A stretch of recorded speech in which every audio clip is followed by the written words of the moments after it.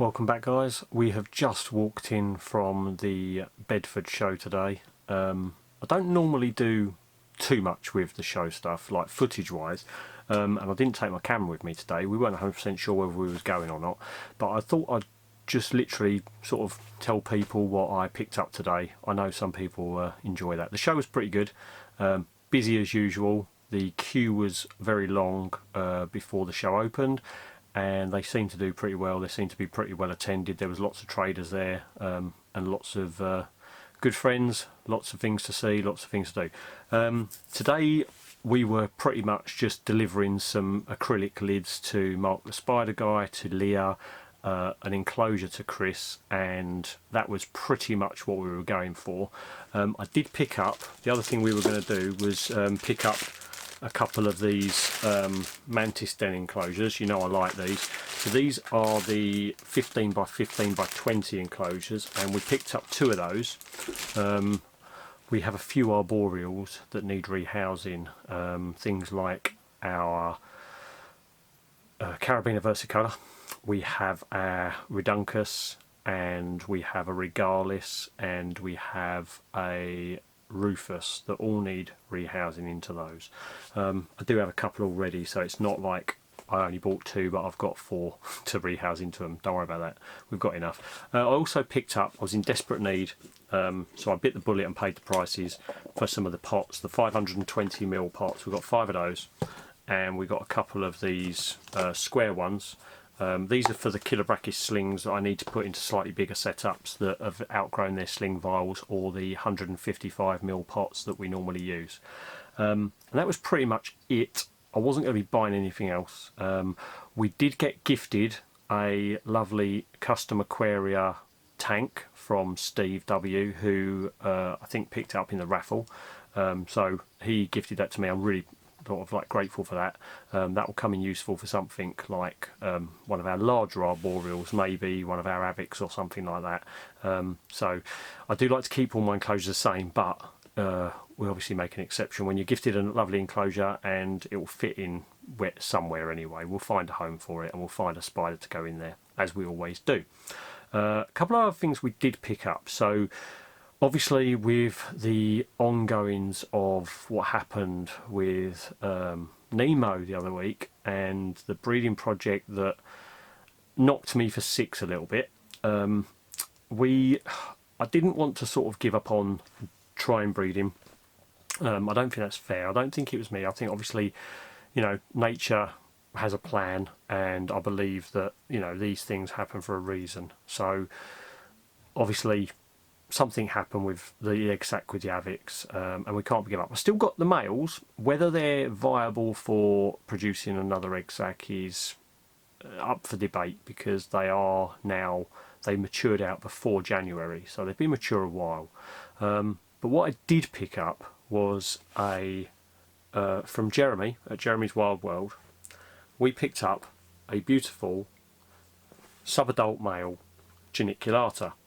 So we have that, hopefully to grow on a little bit and let that mature.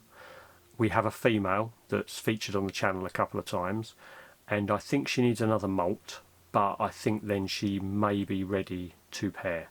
She's a little bit small at the moment. I know they grow large. We will see. We'll see how translucent her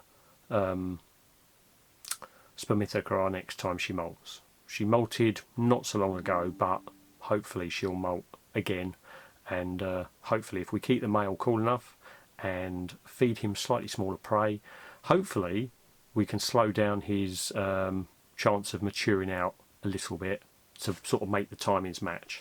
So really appreciate that, Jeremy. Thank you so much.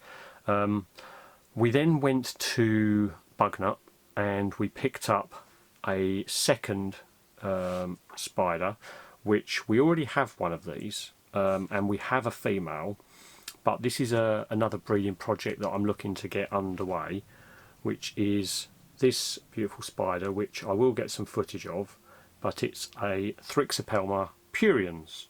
You don't see them too often these days. They used to be in the hobby all the time, and you don't actually see very much of them now.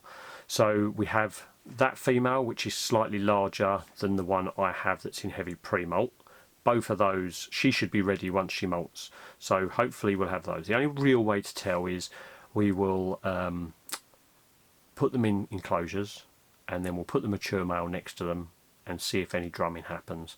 If drumming happens, then we'll let nature take its course and maybe put them together and pair. So fingers crossed for a future breeding project. And that is pretty much all we picked up. What I want to say is thank you so much for everyone who came and said hello today. I was gifted a couple of non-invert related things today for Connor. Michael Taylor graciously brought along some Games Workshop figurines for Connor and myself, so I'm letting Connor have those, and he's absolutely over the moon. So he just wants to say thanks, huge thanks to Michael for those. He really does appreciate them, and he's over the moon at receiving those when I go and see him in a few weeks. And I have to say a massive thank you to Scott Tasker from Scott's Inverts.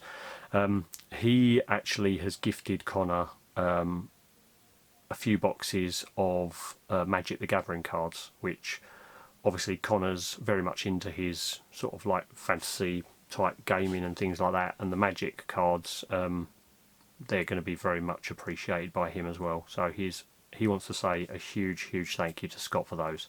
So I love it when the community comes together like this. I really do appreciate the fact that most people today sort of showed an interest in how Connor was getting on at uni and stuff like that. It just it really makes you realise who your friends are and all this, that and the other. And it was really nice. And it was really nice to catch up with everybody. Leah, Terry, Steve, Phil, Luke from Spa, Daddy Spa, Matthew from Custom Aquaria, Scott, Paul over at Bugnut. We've got Chris, who was on Creatures of the North, obviously, going and seeing Dave and Camera Lady.